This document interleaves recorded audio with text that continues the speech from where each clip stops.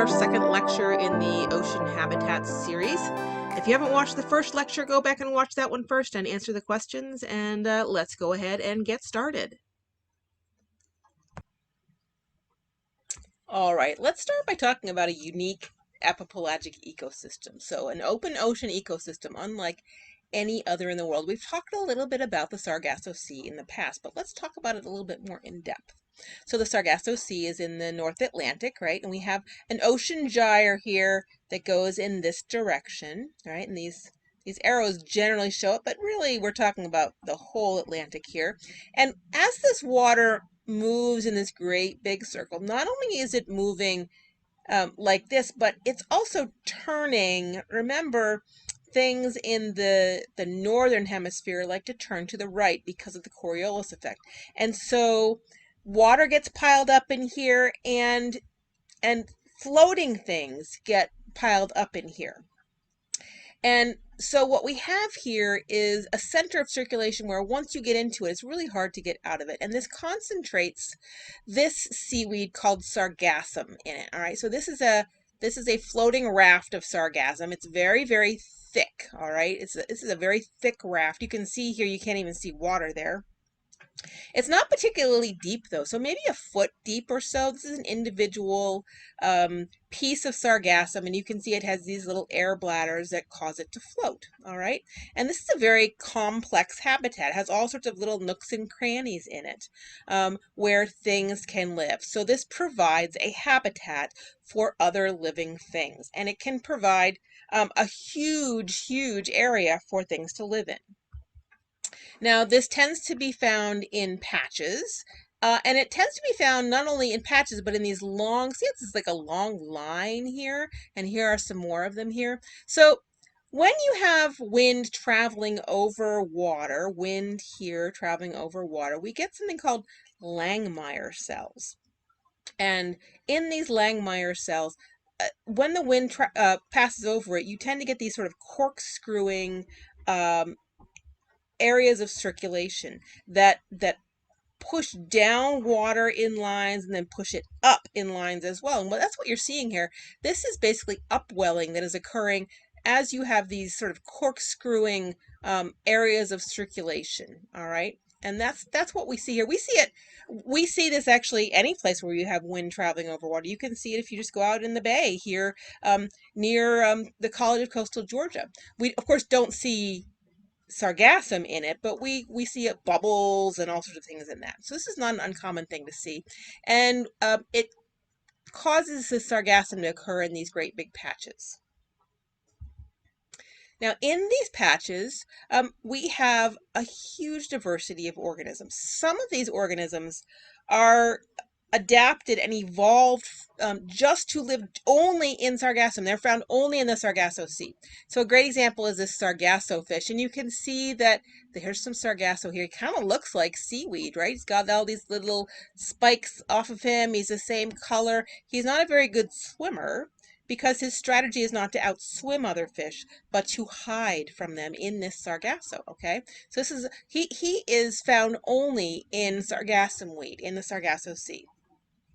We have all sorts of little shrimp that are only found there. This is a crab that is found only in sargassum weed. All right, so he basically settles there from the plankton. He'll settle on a patch of sargassum, and he'll live in patches of sargassum his whole life. However, we also have visitors to the Sargasso Sea. A great example would be these are juvenile sea turtles that are living in a patch of sargassum. And this is a great place for them because these are very, very tasty. So if you're a big shark or a big fish, you would like to eat these guys. So they are hiding in the sargassum until they get big enough to not be eaten by predators. So they're just visiting until they get bigger. And then these are baby American eels. So American eels are they basically live their adult life in freshwater. They swim down rivers when they get big enough to reproduce. They will swim all the way to the Sargasso Sea, thousands of miles. They'll mate there, and so the babies start their lives there. And then those babies basically make their way back up rivers, and they will grow to adulthood there. So these are some visitors there, the American eel. There's lots of examples of this, but these are just a few of them. So the Sargassum Sea is right up here, and the gyre is going in this direction, so the sargassum cannot escape from it. But we find sargassum in other places as well, and over the past 10 years or so, we've had some problems with this sargassum that is not in the gyre here. And you can see this is the amount of sargassum that is found. So when you see a lot of red, that means there's heavy sargassum. And over the past 10 years or so, there's been sort of this band of sargassum right around the equator that is becoming really heavy, especially in the past few years. Look at this right here. So you can see there's been a few years here where it's really heavy, and then last year it was really heavy. And this is probably from nutrient runoff in the Amazon and some other oceanographic factors, for example, warming oceans. And this causes so much sargassum that it's not in the gyre. It can escape the gyre, right? And so it washes up on beaches, and this is what this looks like. And this can it can actually clog ports. I have a friend who is a sailor down in this area. She runs a charter business where she takes people out sailing for the day, and this can get so heavy around her dock she literally can't get the boat away from the dock. And it also it smells bad when it washes up on beaches because it's decomposing. It smells terrible. Imagine going to the beach and trying to wade through that to go have a good time. So this is a huge issue for the Caribbean. All of these, so the Caribbean's right in here, right? So all these beaches in here are being inundated by this. And let me show you what this looks like when you have seaweed sort of out of control.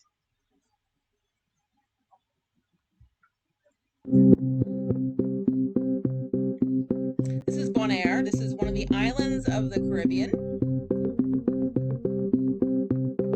You can see they don't really have the tools to clean this up, but they're trying to clean it up so that tourism isn't impacted by it.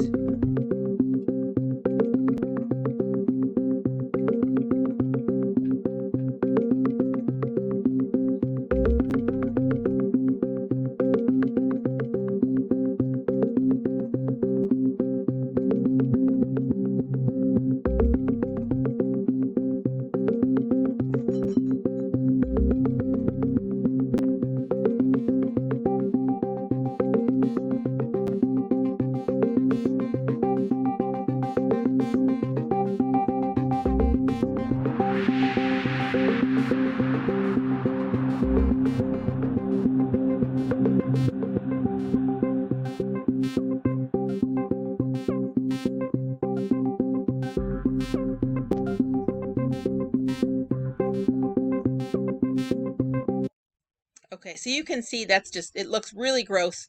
It impacts tourism. It also, if you're, for example, a sea turtle and you are trying to get ashore to lay your eggs, it prevents you from laying your eggs. So this has a lot of impact from just this one species of seaweed.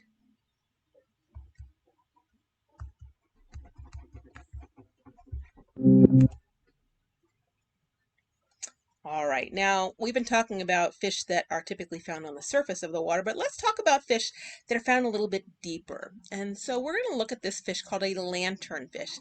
He's pretty small and unassuming. He kind of just looks like a silvery fish, right? Got big eyes, and that kind of makes sense because he lives, as you get deeper down, right, you have less and less light. So these guys live in an area where it's kind of twilight, where maybe there's a little bit of light, but very little. They might look unassuming, but they're very important to our planet. 65% of the biomass of the deep sea are these guys, and there are several species of them. But this basically tells us that most of the biomass of the deep sea is in this group of fishes. So they're really, really important biologically. They are small. Typically they're about the size of your finger. There are some bigger species, however. And one of the interesting things about these guys is that they are bioluminescent. So they have bacteria in them that have a chemical pathway that glows, and they glow blue. So these are so numerous and so important that we actually see them when we have sonar. So this is a sonar picture here of, so this is the bottom of the ocean that the sonar was able to pick out. But do you see this right here?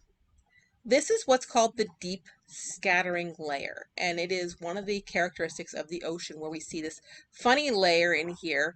We first started to see it in World War II, and it is made up of zooplankton and largely myctophids, all right, these lanternfish.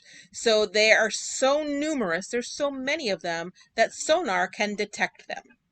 And they do this very interesting thing. Let's not look at these up here. Let's look at this diagram right here. So this basically on the x-axis is hours relative to noon. So this is midnight. This is 6 a.m., noon, nighttime, at 6 in the evening, and then midnight again. Okay. And then the dark red basically means that you are getting a signal. It means you're hitting something with the sonar. And so at night, we see that this layer is high up in the, so this is depth, sorry. This layer is high in the ocean. And then when dawn occurs, this layer drops down. And then as dusk occurs, this layer comes back up. All right. And so this is the deep scattering layer. What we think is that these are zooplankton and myctophids that are migrating up and down every day. So during the day, they go deep. At night, they go up. And this is a pattern we see around the globe. And we think that they do this to avoid predation. There might be some other reasons, but this is the prevailing theory at this point. So let's take a look at some of these lanternfish here.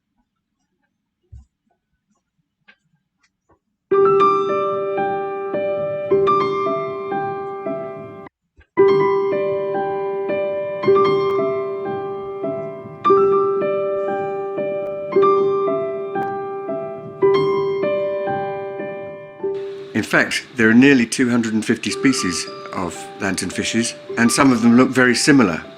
But fortunately, each species has a characteristic pattern of light organs, photophores, along the sides of the body and the belly, and we can use these to identify them. They're very numerous, these little fish, but we've still a lot to learn about them, including, in fact, the function of those photophores. We think these little blue-green lights, when viewed from below, balance the light coming from the surface of the ocean so that the outline of the fish is broken up and the silhouette is harder to see for predators. We call this counter-illumination.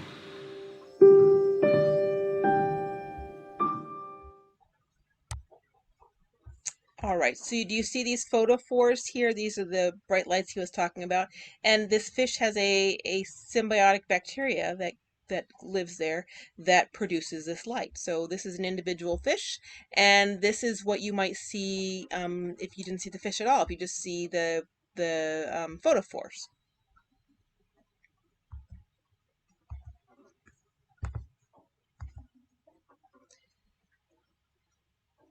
Bioluminescence is a really typical trait in deep water fish. They might use it to communicate with one another. They might use it to confuse predators. They often will use it to attract prey. So let's take a look at some bioluminescence in the deep sea here.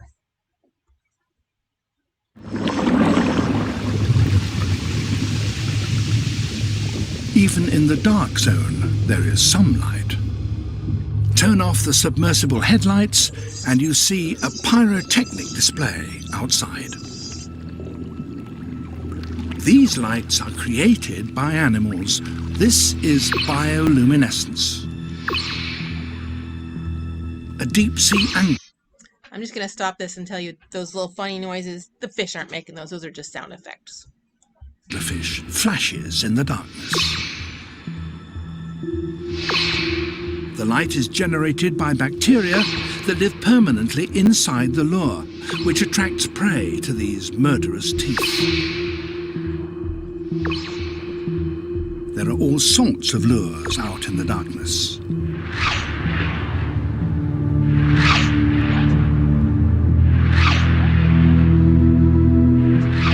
Come into my mouth, little fish.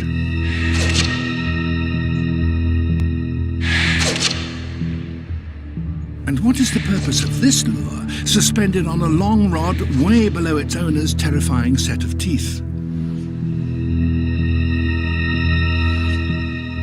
It's difficult to be sure. But then this monster does have another giant flashing lure much closer to its mouth.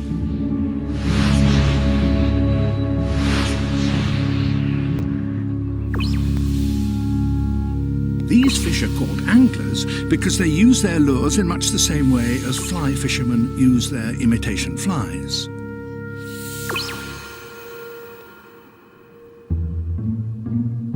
For a hunting squid with huge eyes, this glimmer is intriguing.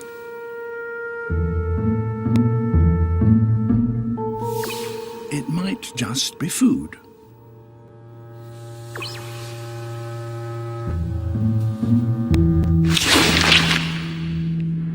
A satisfying meal for a fish with a highly extendable stomach.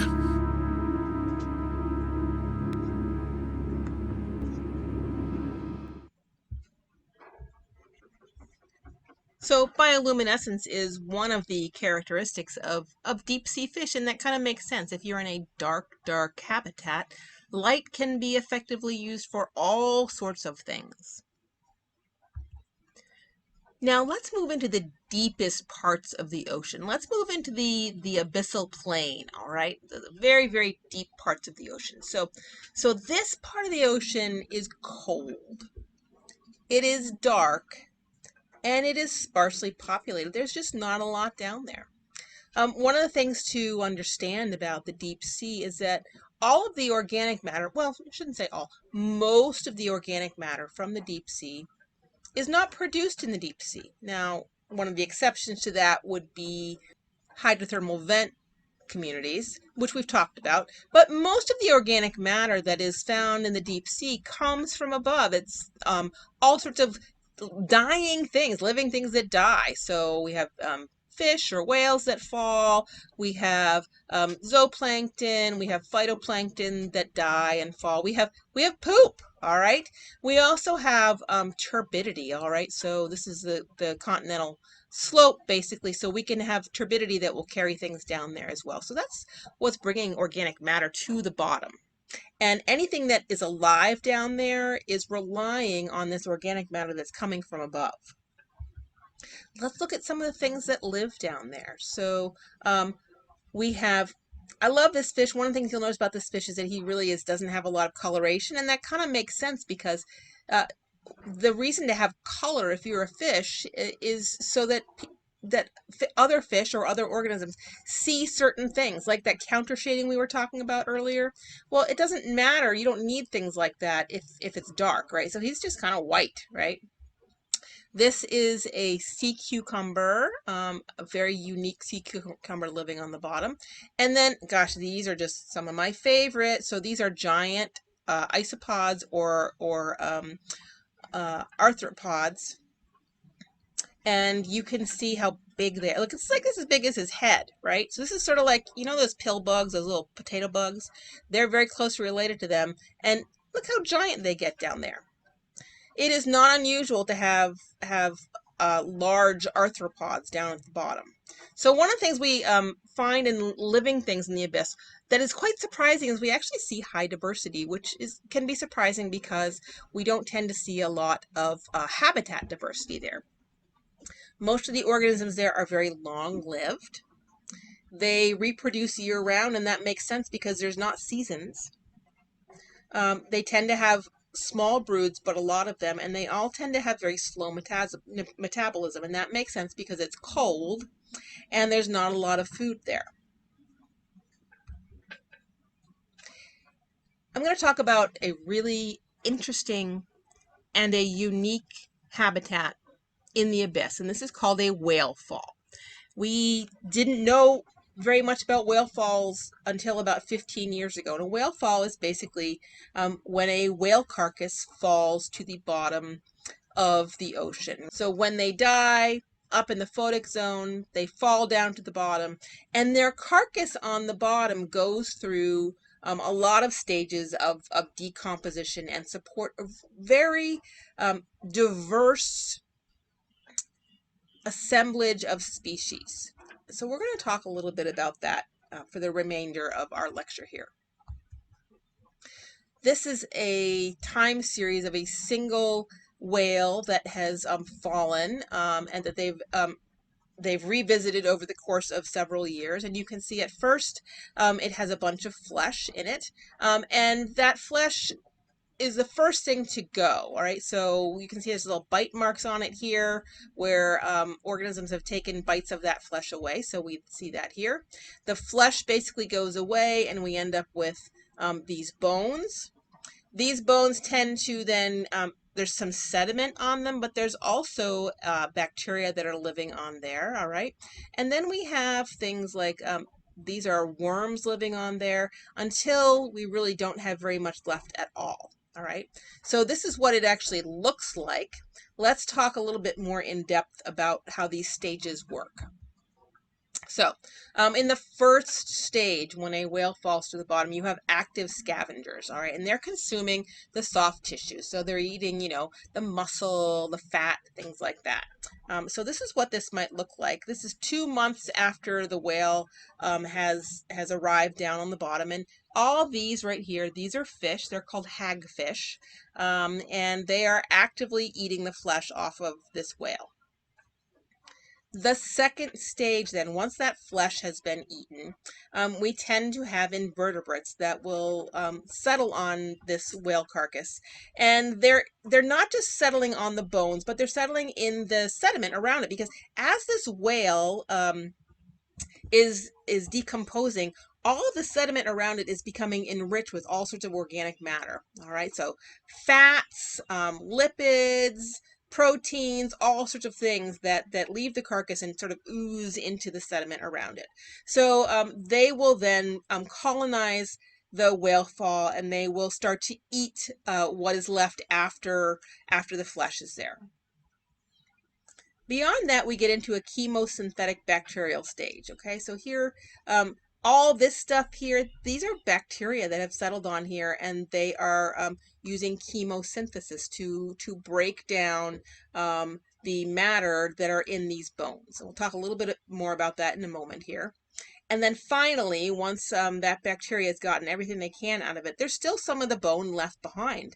And that skeleton functions as a hard reef substrate, where you have things like these are sea anemones that have settled onto a whale skeleton, and they are they're not eating the whale skeleton, they're just settled on it.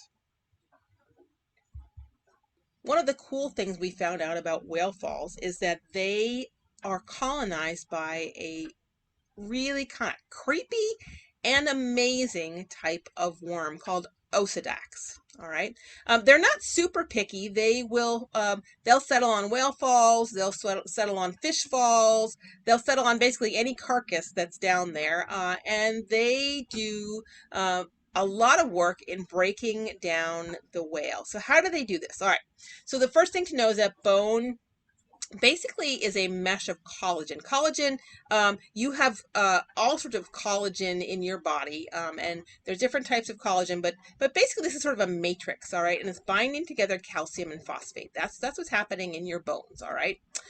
So Osedax will secrete acid that dissolve the hard parts, and they leave the collagen behind. They use that collagen to farm their own bacteria. All right, so let's see here. This is the worm here. It actually, it has kind of roots that go down into the bone. So this is the worm, and these are called palps, and they use this to respire, okay, to get their oxygen and get rid of their carbon dioxide. And let's see here. Let's look at this diagram here. So this is the palp here. They have a tube and they have a trunk that they live in that tube. And then they have a giant ovary.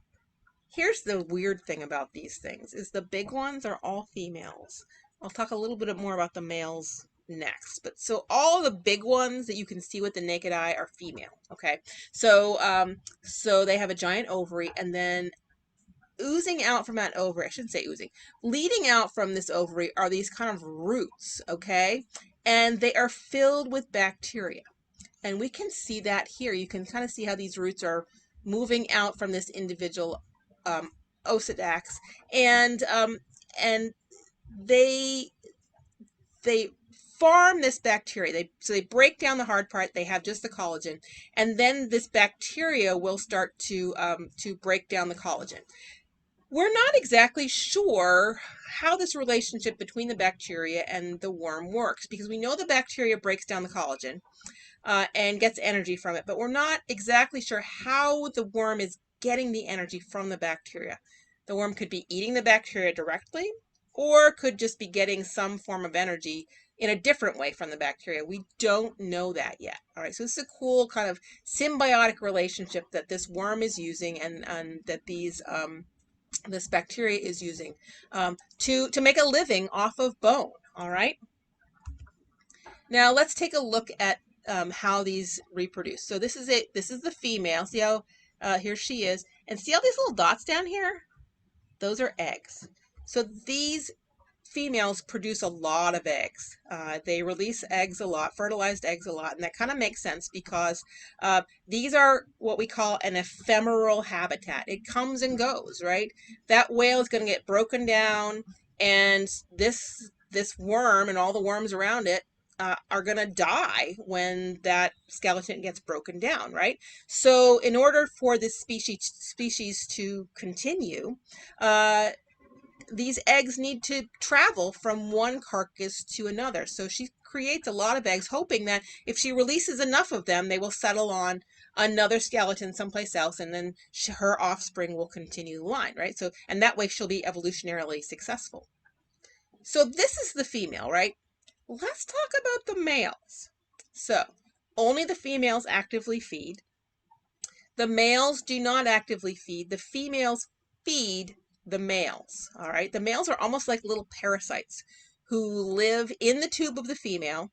She feeds males, and she will have one individual female can have dozens upon dozens of males who live in her tube, and she feeds them. She takes care of them, and they basically are at her mercy, right?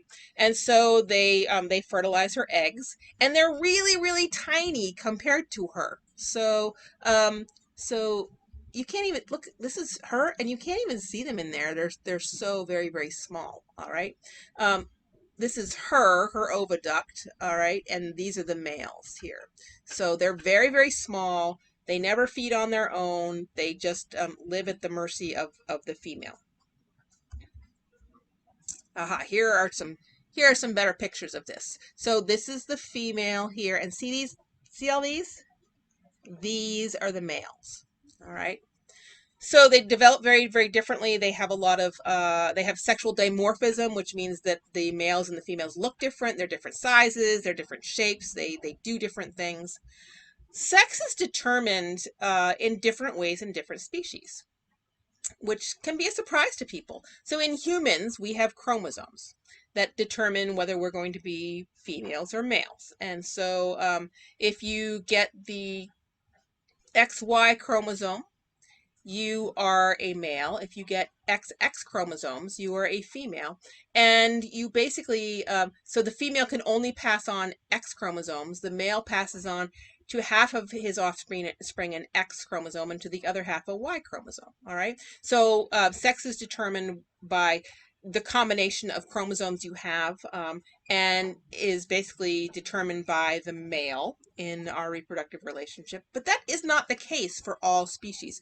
So a lot of reptiles, here's another example, reptiles like turtles or even alligators, their their sex is determined by temperature. So the turtle or the alligator will lay a bunch of eggs, and if the temperature in the nest is cool, you'll get a lot of males, and if it is warm, you'll get a lot of females. So that's another type of sex determination.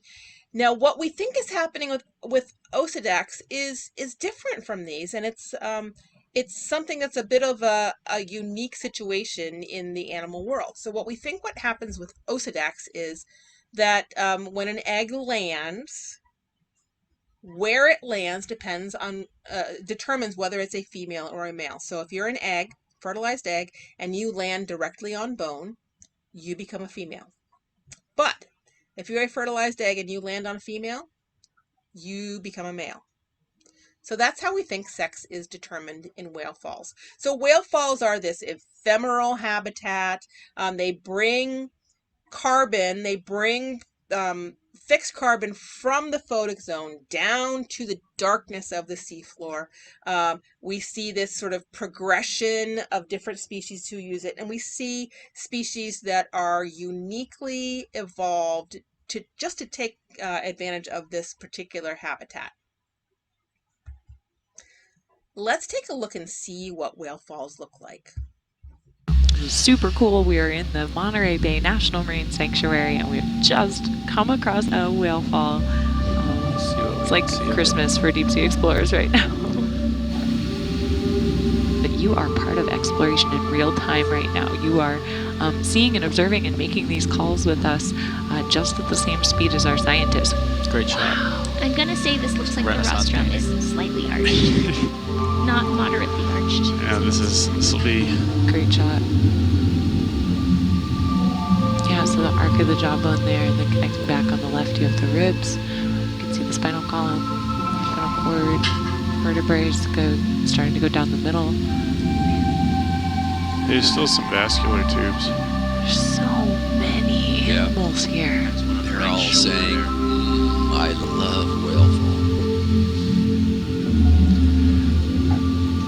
Covered in scavengers. It's a happy day to be an octopus.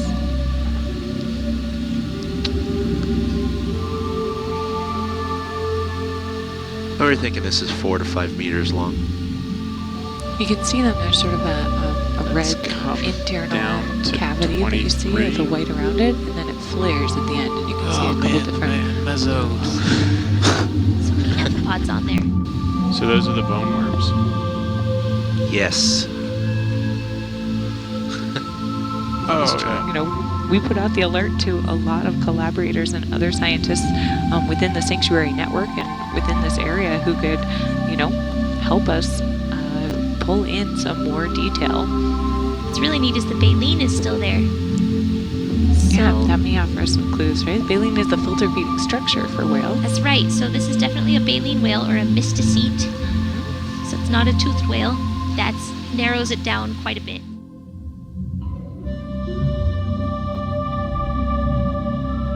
Listen along with us, watch along with us, send in your questions.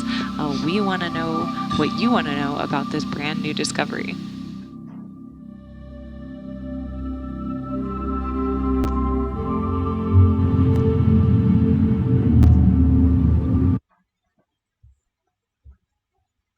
All right, so on that note, looking at that truly unique habitat in the deep sea, we're going to go ahead and stop talking about ocean biota, ocean habitats in their biota, and our next lecture is going to be about ocean resources. So, anyways, I just want to remind everyone that if you need anything, please communicate with me. Make sure that you're staying safe. All right, make sure that you are social distancing. I really want to make sure that you are healthy and that your family are healthy and that your community stays healthy. So on that note, take care, everybody, and I will talk to you again.